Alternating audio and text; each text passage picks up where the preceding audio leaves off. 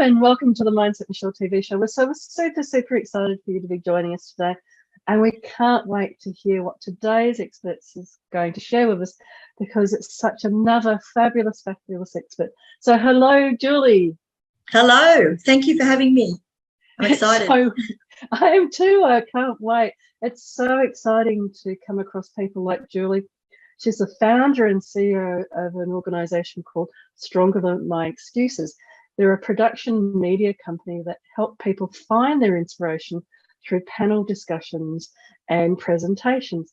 Julie's also an international author and speaker, and such a multi-talented woman that I want her to share much more than my brief introduction. Julie, please share with people who you are and how you came to be doing what you're doing. Okay, thank you for that introduction.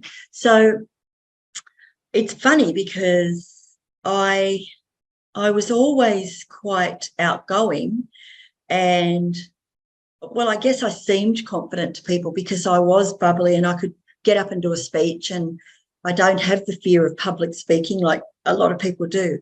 But all throughout the time that I was doing speeches and different things with many organisations, I had imposter syndrome really badly, really bad. No one would ever have believed me. And some of my friends, when I say to them I was never very confident, they go, "You are confident." I say, no, I've always been very positive and very upbeat, and I can be confident to get up and speak in front of people if I know my topic. But the imposter syndrome was hugely ingrained into me, and I still don't know why, really. But so the funny thing is that probably about 8 or 9 years ago, I was going through a pretty hard time with finances, and I was going through a breakup and all sorts of things, and I started looking for motivation, and I thought, I really need motivation. I'll look up, I always save these articles on my computer from, it might be from Richard Branson or, Oprah Winfrey, someone that inspires me. And so I went looking, and I found this article called Overcoming Adversity, So You Think You've Got It Bad. And I thought, wow, I'll read that one. That'll inspire me. So I started reading.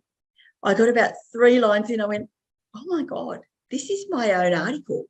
I wrote this 10 years earlier when I wanted to be a speaker and I wanted to be a writer. And I thought, so I read through my article and I thought, what were you thinking? Why didn't you publish this? This is good stuff. So anyway, in the end, that inspired me to start really seeking ways to tell my story and become a speaker. And I wanted to become a speaker mainly, and let people know my story, and then tell them how I started to find confidence, not just positivity, because there's a big difference. And I didn't understand that at the time. I didn't know I had imposter syndrome. I just knew I wasn't pushing ahead because I didn't have the belief, and I didn't understand.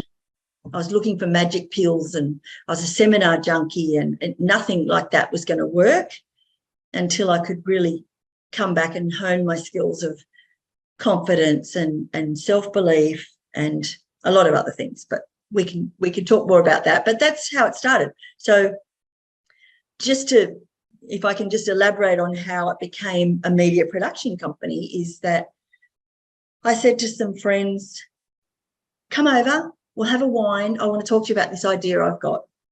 I want to do a panel discussion. So we sat there over a bottle or so of red wine, and we decided we're making a TV show. It's a panel discussion, and we'll talk about mindset.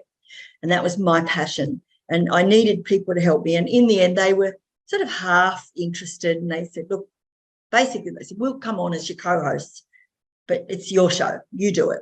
So I went, okay, I'm calling it the Stronger Than My Excuses show then. So I did that, and they co-hosted, and we made a series of 8 shows, and we never spent any money. We got sponsors to cover all the costs of the videography, the editing, and it was going to be filmed on an iPhone. And in the end, we got videographers and 3 cameras, and all of this advice that came to me was that you can't just do it on one. No one will watch, that it needs to be more engaging. So it grew from there, and now we've got probably about 200 videos on our YouTube channel, and they are all used for, I guess you'd call it push marketing. So it's when people come to you and say, oh, I'm not sure if I need a lawyer. Well, I'm not sure if I need a business coach or whatever.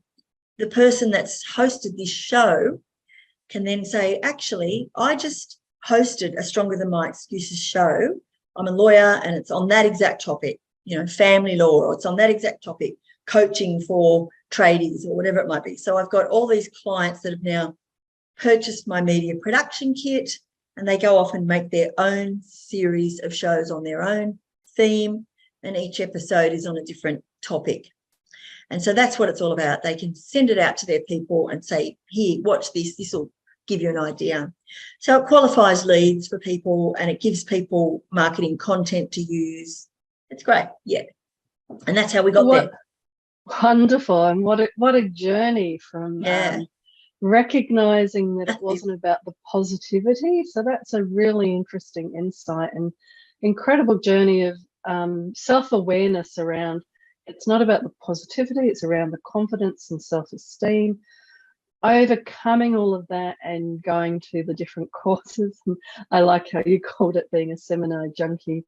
That's I'm sure there's many people that can relate to that and understand that they're also seeking the answers.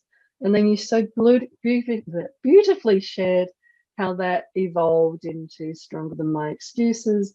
And I'm so glad that you explained about what you actually mean when you're saying a media production company. And I'm hopeful that more of that will come out later in the discussion. For now, more about you still, and about out of all of that background and out of the journey that you've very much been on, what would you then say you think of as success now, having overcome and identified some of your areas that you needed to work on them and worked on them? What do you think success is? I've given this a lot of thought over the last few years, I guess, since I've been really leaning into becoming more confident. And I'll talk a bit more about that later. But, because I used to think it was the material things, and to a degree it still is. You want to live comfortably. And the more that you have, the more you can give, of course.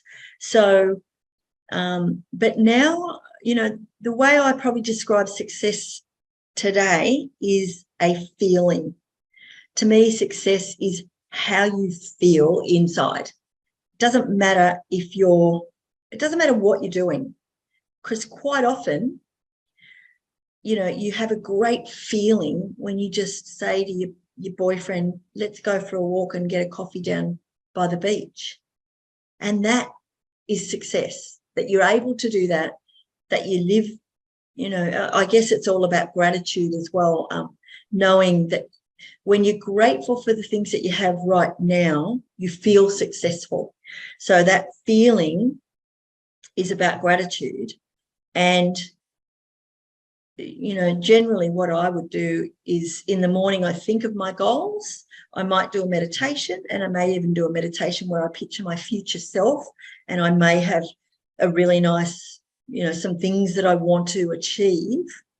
It might be my status or something material, but I let that go afterwards. And I live my day trying to be as conscious as possible about how I feel throughout the day. So for me, success is feeling good as often as possible and consciously reminding yourself how lucky you are that you feel as good as you do.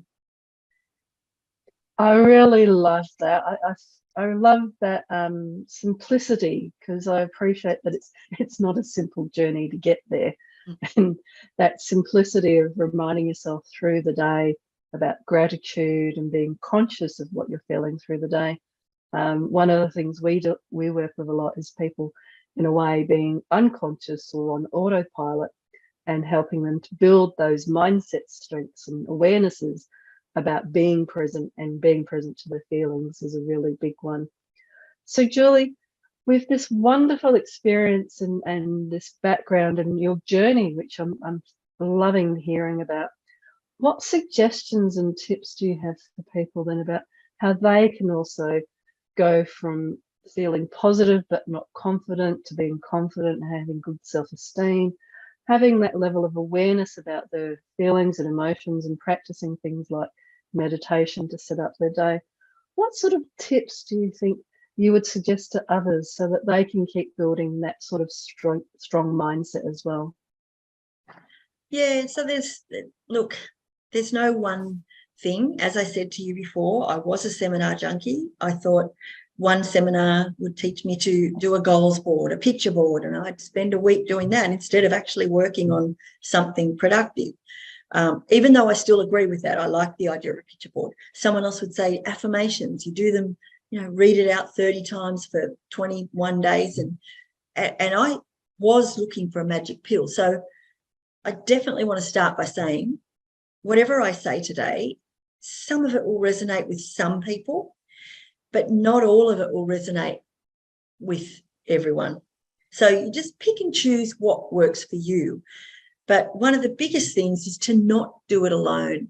Never try to do what you need to do alone, because for starters, everyone needs a sounding board. And I think that's really important. But it's not just that. It's when you work alone, it can really affect your mental health, I believe, because you're sitting there working away. And sometimes you may have a partner, but they're not really interested in the business or they're not involved. And you can't just keep telling them about things that they're sort of going, oh, okay, just going along with it. So it's really important to get a mastermind group or a mentor, and you don't have to pay for these. You can just put out the word to set something up. I've had recently an accountability buddy where we ring each other every day at a set time in the morning.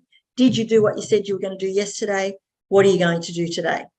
And then we both have a turn. It's a 3-minute conversation from each, and then we hang up. We're not trying to coach each other. We're just simply saying, you said you were going to make 3 sales calls yesterday. Did you do that? And if not, why? Was it an excuse or did you have a genuine reason? So I really think that we all need that. It's because you could do a great document and then all you can do is go, what did you think about that document? Yeah, I think it's great. Really? Okay, will we go with that? Yeah, you're talking to yourself. There's no one else sitting there to run that by. And you can't ask too many people to just, proofread your documents for free. Friends can do a certain amount, but, friends and family, but really. So getting a mentor or a buddy or a mastermind group where you help them and they help you, so you can run a few ideas past people, is so really that's a really good suggestion, and I really hear you with the sounding board idea, and even in your introduction you were talking about having people over for a glass of wine. So I love how in different ways you've been implementing this, and this is a very useful tool to get the feedback, get the engagement. And you're right, you don't have to necessarily pay for a mentor or a coach or a this or a that. You can get that through accountability groups or accountability buddies. The other thing on the other side, though, is to also, if you are looking to strengthen a skill, then to get somebody that has those skills already as a coach, etc., etc. But I love how you framed this all around. Take what works for you and use that. And if it doesn't work for you, then don't do it. And for some people, the discipline that you're talking about there of only having a 3-minute phone call is something that might be a little bit harder. So having it more structured around, it's $100 a minute or something like that would keep you to 3 minutes. Keep most people to 3 minutes. But that idea, and I love this concept of, working with others, not working alone. And as you were saying around the mental health side of it, it is whether you're looking for a job or you're in business, it can be a difficult or challenging process to go through some of these things. Yes. And you're right, family and friends are great supports, but they're not necessarily people that have either the time or that you can keep going back to. So if people are watching and they are looking for work, then finding other people that are looking for work. If you have a small business, say in marketing or in web design, then finding other people that are in web design and creating some of those connections. It's a wonderful, wonderful suggestion, Julie, about how to effectively get around that idea that you're working alone or you're going through the journey alone. And you're not, as you have shown beautifully again and again, with panel discussions, with this, with that, with mentors, of all of the different things that you're talking about, even the glasses of wine.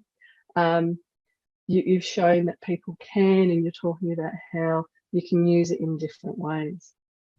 Yeah, it is really, there is a definite benefit to having a business coach, but I'm probably talking to people who are a bit early days maybe for a business coach. So I guess that's where I'm directing this. I'm directing this to people who need to bring themselves up to that next level, to build that confidence, to get to that stage. So I did all of that. I did it through networking. I network my butt off, if you like, because I love it.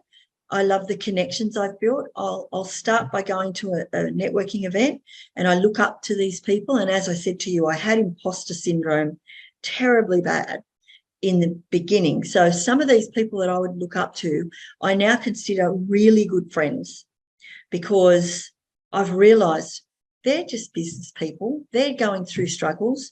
They've got certain things they're good at and other things they're not. And I can bring things to them, my creativity. So I think because I'm not an intellect as such, I'm much more a creative. So I would rather come up with an idea and let other people say, have you thought about this? Oh, no. And they can give me all the why it wouldn't work. And then I can say to them, if we do this and do that, would that work? Yeah, maybe. And so I like to then massage that idea around and make it work. And I'm very happy to say, okay, this idea is not going to work, put it aside, and then come up with another idea. But I am full of ideas. So I'm the creative. So I can talk to people, and when I'm talking to them and I'll say something that might be an idea for them, and I see them ticking it over in their head thinking, oh, yeah, maybe that could work for me. So I know that I'm contributing, and I understand that I'm worthy of being in that networking room as a business owner, as worthy as anybody else. I'm not an accountant, and I don't, I'm not working with figures, and I don't do my BAS and everything on top. Like, things don't always go right, but that's not my forte. So someone else I have doing that now, and someone else is my accountant, and I have, the people in place to do the things I need. My VA does a lot of my posts. I've got a local VA, which is great. So I don't even check my posts usually on Facebook and LinkedIn. So, but I go into there all the time to check in, of course, and make comments, but my VA will put the initial post in. So it's definitely worth, and I met all of these people through networking, all of them, everyone I work with. So it's an amazing thing. But moving on from having someone to support you, there's a couple of other things that I would like to just mention about tips for success, I guess, or getting started and really empowering yourself, is creating that empowering belief in yourself by figuring out what is it that you offer. What are you already doing for people that might be a little bit different? What's what personality do you bring to it? So you may not suit, a certain person. They may not be a good client match for you. That's okay, because there's someone else that is. Why? Who are you, and what are you bringing, and how can you make yourself realize you're worthy? So what are you doing to make the world a better place? So that's one really good thing to do. Believe in yourself, in something in yourself, and build on that. The other thing is to strengthen. So just to reflect there on that point, because I think you very beautifully talked about the networking, that helped you to then identify people that had skills in areas where you were not perhaps as skilled. So you're able to delegate activities from your business, but we can relate it to life. You might meet cleaners or PT people, or physical trainer people. And that then also, when you were talking about creating that sense of self-belief in yourself, so identifying what it is that you're good at, I think is also something else that from that networking perspective is a really good way of identifying, well, I'm good at this, but I'm not good at that. And you so beautifully talked about how your gift and your work is around that creativity, and recognizing that, that creativity and that positivity is your gifts, and it's building the self-belief then around those particular gifts, and letting other people have that same sort of self-belief around numbers or accounting or something like that. So you're so beautifully sharing about how to keep reflecting on who you are and what is it that you bring in your gifts to the world, and can share with the world with, building that positive mindset around that. And then the final thing that you were so beautifully sharing about was that it's not fit for everybody. Like it's not going to always be a good match, and that's okay, because it's not about you or them. It's just finding the situations where it is a good match. Yes, absolutely. So another thing that I really worked on, and let me know if I'm talking too long, but is to reset the way you think about things. So I used to get a little bit of anxiety, and I think, I don't know, I'm not a psychologist, but I believe that decision-making can really eliminate a lot of anxiety. It's not what you're doing. What you do might be scary and you might get a bit nervous, but the anxiety comes from not making the decision in the first place. When you're sitting there going, oh, will I do this or not? I don't know whether I should do, I'm not sure. Just jump in and do it. As long as you've done a little bit of background to make sure that it's something that you think is pretty okay, go in and do it. And then look at it afterwards. If you made a mistake, of course, you're just going to learn from it. We all know that mistakes are just learning. So you've learned, okay, I won't do that one again, but next time I'll put a bit more research into that area. Then you jump in and try something else. But sitting on the fence just makes you more anxious. So resetting your mind in a way where you, and you can do this by leaning in, and I think I mentioned that before. Start leaning in. So start watching motivational videos. Start to listen to maybe some small meditations, little guided meditation that might be just 2 minutes, or set your alarm clock for, I do this, I've turned, my alarm might still go off. I've got my phone on silent, but I'm not sure if alarms still go off, but my alarm might go off. It says meditate 1 minute. And I just stop what I'm doing, put my little meditation music on, and breathe and breathe. And it just brings me back down. So there's all little things you can do to lean into a whole new life. So if you want to, be a pop singer on a cruise ship, by leaning in, look up the cruise lines. Start asking the questions. Let people know when you're at a networking event, because someone will know someone who's done something like that before, and they'll say, I know someone who, and they tried this. You go, oh, good idea. Or now the more you lean in, this is what they talk about, the law of attraction. It's not magic, not really. It seems like magic, because it's just like, when I went to buy a car, I saw a red Mazda online. Now, I'd never looked at Mazdas before. And of course, they were all over the road. The next time I drove out in my old car to head up to try and test drive this car, I went, oh my gosh, there's a Mazda. Oh, there's another Mazda. And there was red Mazdas. And I thought, they were always there. I just never saw them before. So the law of attraction is all about starting to look for things, starting to ask about things, doing some research, and just leaning in. As soon as you start leaning in, things start to happen. What can you do right now towards your goals? So this is a really good point about leaning in and taking those action steps to what you're describing there is wonderful. It's all about taking the action steps, doing the research, talking to people at the networking events, identifying what it is as well around what you want to be doing and why you want to be doing it. And then I loved the red master example. I'll be doing a lot of neuroscience this year. And so I love whenever I'm hearing stuff about the reticular activating system in the brain, which is what gets triggered when you start thinking, oh, I want to buy a red car. Suddenly you see red cars everywhere. Yes. I've also been learning about and what you're talking about in that sort of sense that the universe is bringing things into your awareness. There's another part of the brain that's called N-methyl-D-aspartate, and it's called the coincidence gene.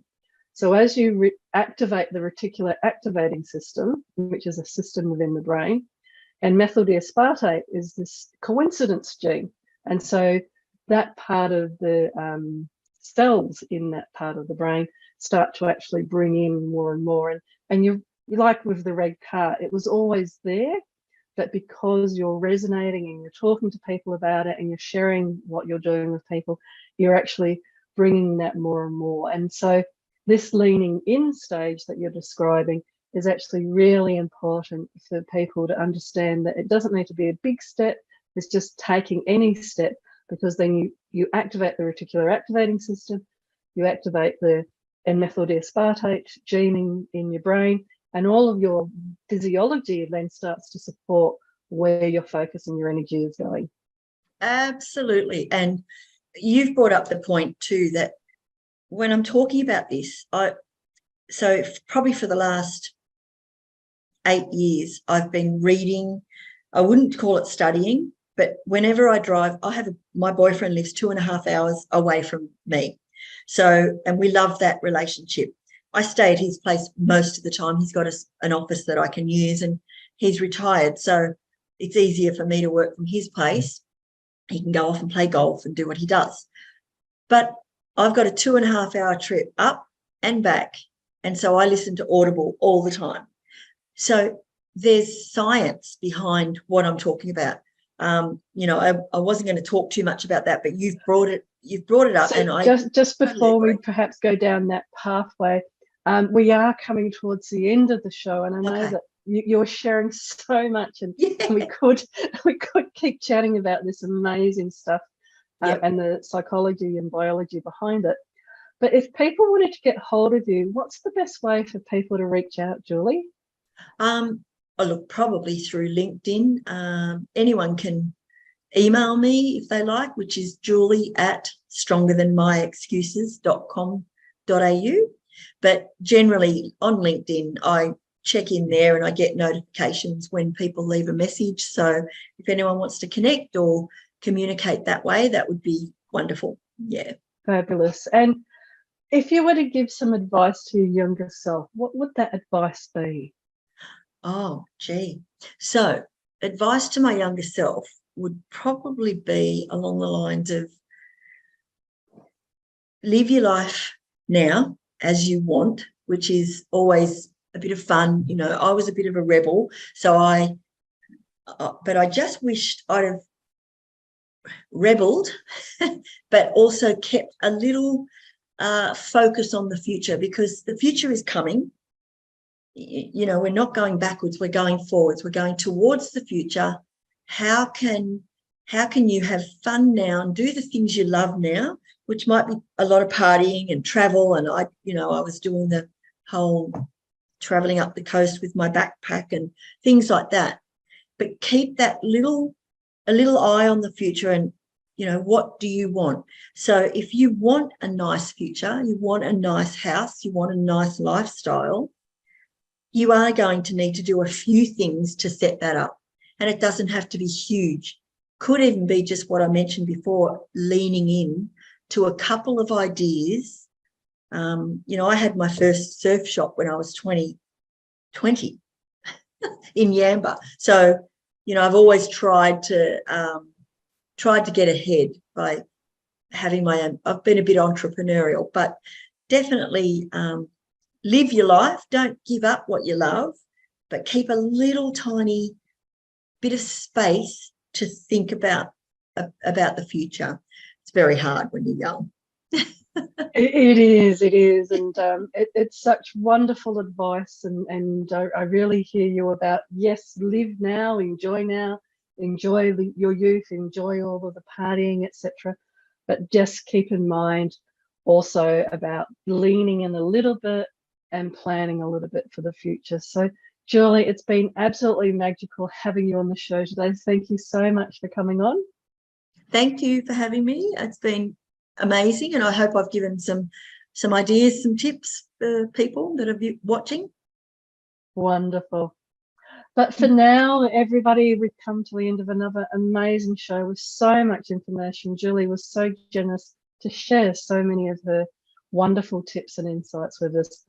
But from my heart to your heart, be great, be fabulous, and be you.